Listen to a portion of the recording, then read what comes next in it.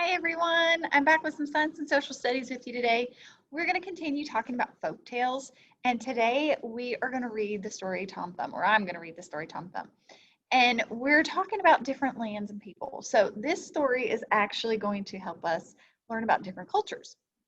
So I'm going to share my screen so you can see my slides and my maps and all those, well, while I talk about them. So give me just a second to share my screen. And let's put it in present mode. Get me out of the way. There we go. Okay, so like I said, this story is called Tom Thumb, or folk tales called Tom Thumb. And I'm gonna go to our vocabulary first because these are words that we might not know, but we're gonna hear in our story. Our first word is avoid. Avoid means to prevent something from happening. And you can use it in a sentence. I always try to avoid missing the bus by walking or waking up half an hour earlier than I need to. Our next word that we might hear that we might not know is clever. It means to be able to think and figure things out quickly. Kim was a clever student who could solve any math problem easily. I like math. Our next word is commotion. It means noisy confusion. The unexpected fire drill caused quite a commotion. Folk tale. It's a traditional story told orally for generations that tries to explain or understand the world. A folk tale is a story that has been told over and over again and was only recently written down. Oops. Scampered means to run or move quickly. The raccoon scampered away from the trash can when we noisily turned the corner. All right, so where is this story going to take place? Well, this story is taking place in England, and it originated many, many years ago. So here is Britain, and it happened somewhere in this area. Now, we're all the way over, usually right about right here, and it happened all the way across the ocean in Britain, okay? So that's where our story is going to take place today, and it is part of the continent of Europe. All right, so let's go to our next. Oop, you know what? I don't want to go quite yet. So today we're reading the story Tom Thumb. So how do you think being small as a thumb could be useful or helpful? I want you to think about being as small as a thumb. Do you think it could cause problems? Or be a good thing? All right, so we're going to listen to the story and we're going to see if it causes problems or maybe it's a good thing. All right, here we go. Once there was a farmer who used to sit and poke at the fire in the evening while his wife sat at her spinning wheel. The farmer would sigh and say, "How sad is it that we have no children? Our house is so quiet while other people's houses are so noisy and cheerful." "Yes," said the wife, "if only we had a child." A year later, the woman gave birth to a little boy.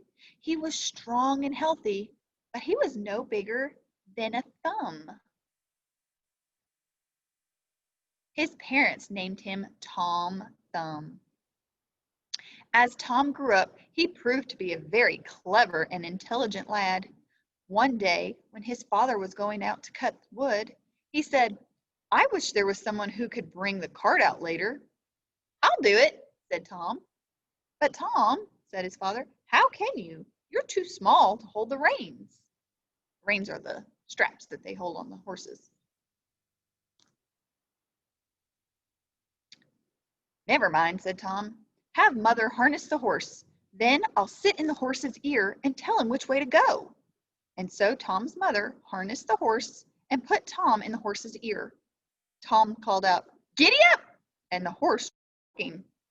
Now it happened that as the horse and cart turned a corner, a strange man was walking by and heard Tom calling out directions to the horse.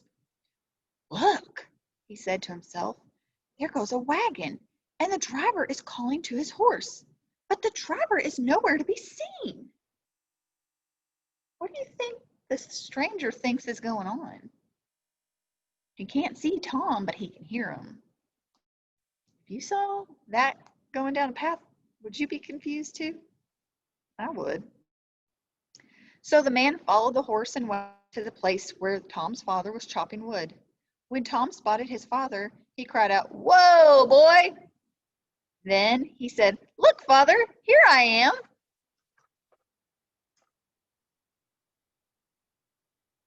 Tom's father lifted his son down from the horse and set him on the stump. When the stranger saw this, he thought, "Look here, that little fellow could be useful. I should take him to town and have him do little jobs for me." He went up to Tom's father and said, "See here, old man, how about letting the little man go to town with me? I'll take good care of him and even give you his money or this money for your troubles." "No," Tom's father said, "he's the apple of my eye, and I would be too sad to see him go." So the phrase apple of my eye means someone that you love and appreciate above all others. So let's think about it. Who do you think would be the apple of your eye? I'd probably think that my kids and my husband would be the apple of my eye because I love and appreciate them very much too. All right. Tom crept up onto his father's shoulder and whispered, "Go ahead, father. Let me go and I'll be back in no time." "But Tom," his father began. "Trust me," Tom broke in. "I'll take care of everything." So Tom's father let him go with the man. Off went Tom, riding on the brim of the man's hat. That night, after traveling for several hours, the man came to a barn that was located next to a quiet house.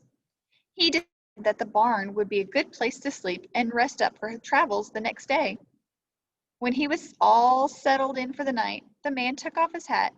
At that moment, Tom scampered, or ran quickly, away and slipped into a mouse hole, crying out, "So long, my good fellow. Have a good trip without me." The man got down on his hands and knees and poked sticks into the holes, but he could not find Tom. Eventually, he gave up. When the man left, Tom came out of his hole. He found an empty snail shell and said, "This looks like a safe place to spend the night." But just as he lay down, he heard the voices of two robbers whispering. "Yes," said one of the robbers, "this is the house. The mayor won't be back until tomorrow. So now's the time to rob his house." So a mayor is a leader of a town or in the surrounding lands. So like our mayor in Clinton is Miss Frank. I think the mayor in Knox County is Glenn Jacobs. So mayor is the person that kind of rules over the area. All right, where were we? But how can we do it? Though the mayor is away, the cook and maid are still there, so we will have to be quiet to prevent something from happening. Waking them. What do you think is going to happen next? Tom knew he had to do something to stop the robbers, so he sprang out of his shell and shouted, "I have an idea!" "Who was that?" asked one of the frightened robbers. "Take me with you and I'll help you," said Tom. "Who's talking? Where are you?" asked the robbers. "Down here!" cried Tom. Robbers looked down, and there they saw Tom waving to them. One robber lifted him up and said, "What's this, little one? How are you going to help us rob the mayor?"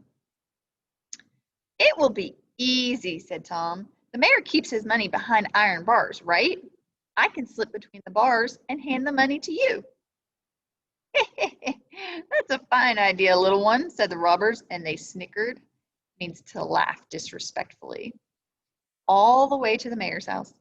Then they fell quiet and whispered to Tom, "Speak softly. You hear? We don't want to get caught." "Of course," said Tom. Okay, so let's talk about the story so far. Who are our characters we've met so far? We've met Tom. Tom's our main character. We've met Tom's dad, Tom's mother. We met that old man that was coming by at the beginning, and we've met the two robbers. So that's a lot of characters, but Tom is our main character. All right, how would you describe Tom?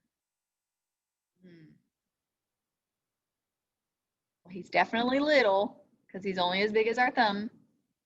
We talked about how he was clever, kind of sneaky a little bit too, because he got away from the old man at the beginning, and now he's going to try helping the robbers. So I would kind of describe him as being sneaky. Clever and sneaky. What might Tom do to stop the robbers? What do you think they're going to do? I guess we're going to have to read and find out. So let's keep going. He sneaked into the mayor's house and slipped between the bars where the money was kept. Then he called out to the robbers in his loudest voice, "How much do you want? Do you want it all?"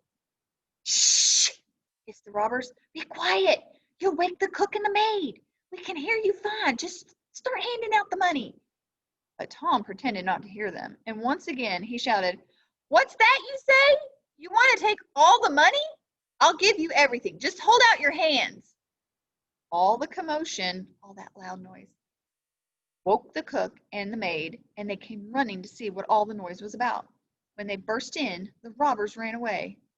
Why do you think Tom was shouting? Yeah, he was tricking the robbers, trying to get the maid and the cook to wake up so they'd get caught. I told you, he's sneaky. Oh, sorry, I went too far. Tom slipped away to the barn. All of the excitement had made him sleepy, so he went to sleep on a big pile of hay.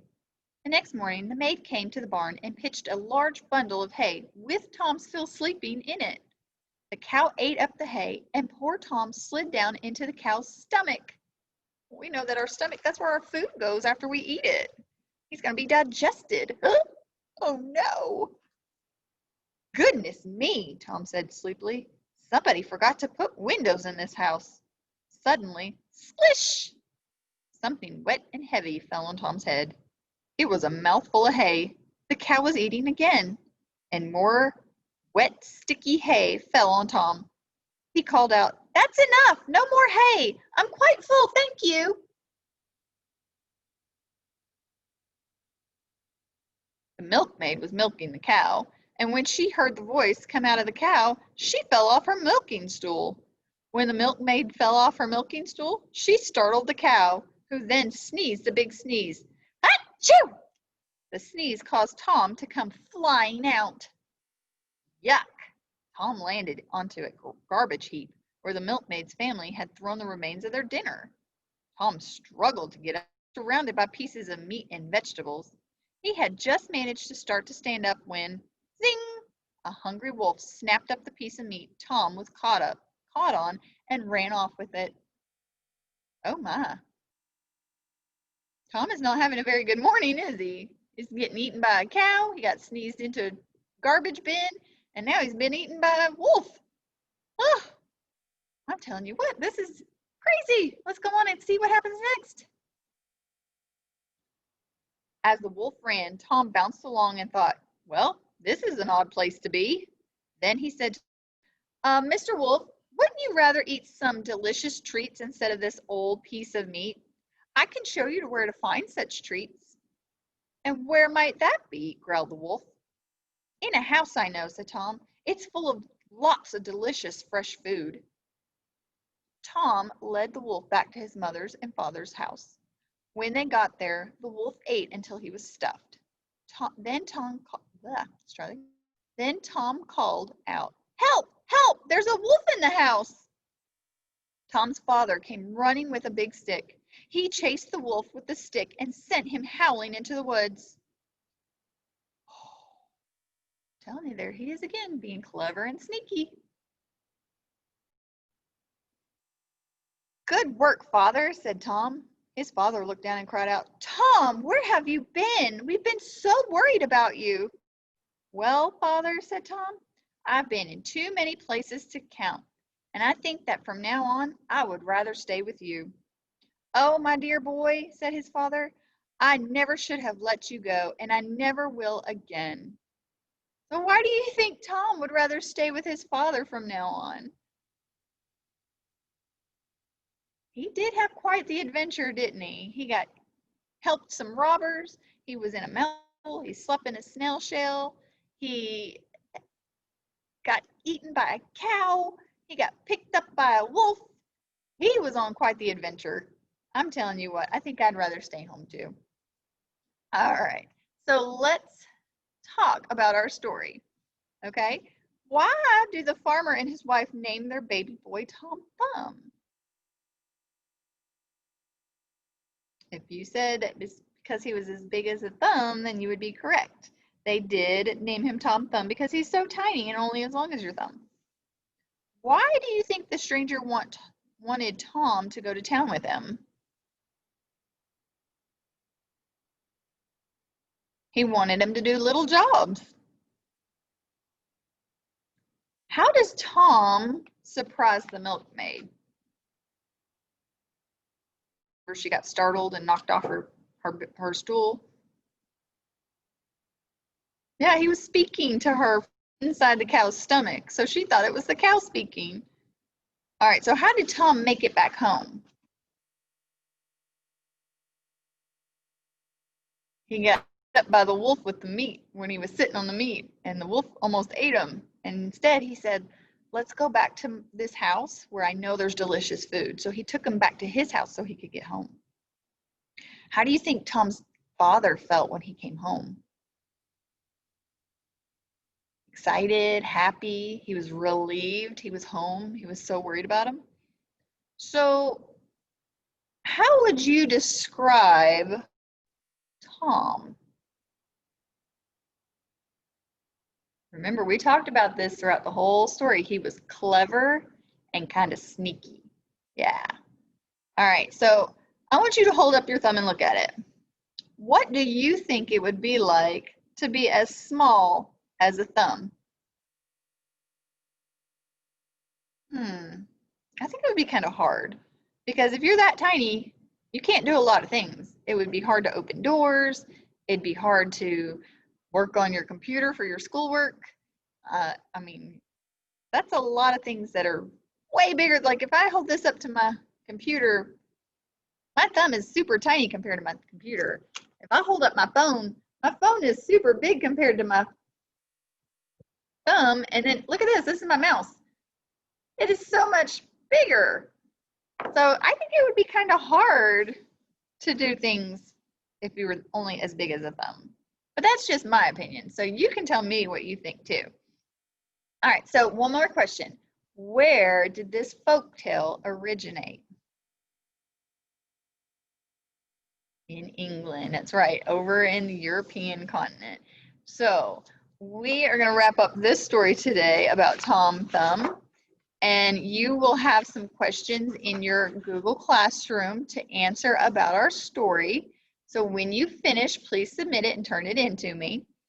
And I will see you guys on the next lesson when we read about Thumbelina.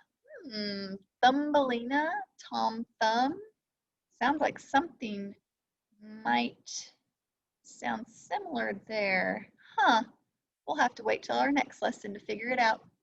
So I will see you guys next time, and you guys go work on your Google Classroom and finish up those questions. Bye, guys.